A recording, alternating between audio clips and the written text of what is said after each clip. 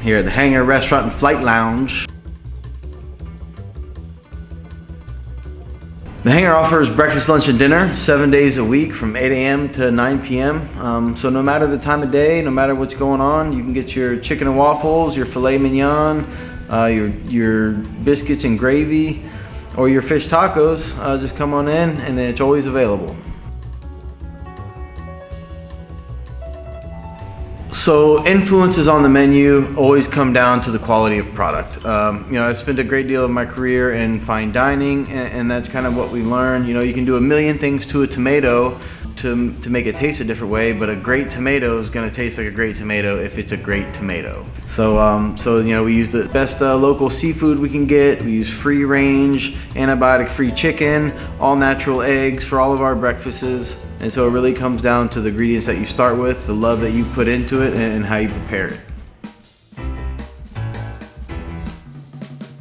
The overall experience at the Hangar is definitely one of a kind. Aside from the fresh prepared, the fresh food prepared in-house, the atmosphere, it's very pleasant. The staff is always friendly and welcoming.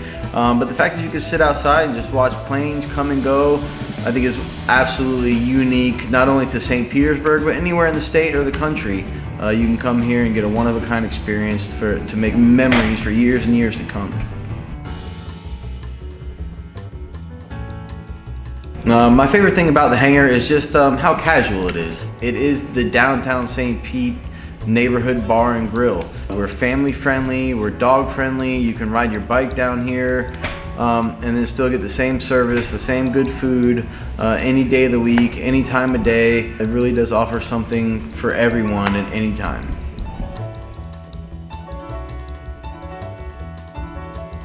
My favorite food to cook at the Hangar is anything that you love and enjoy.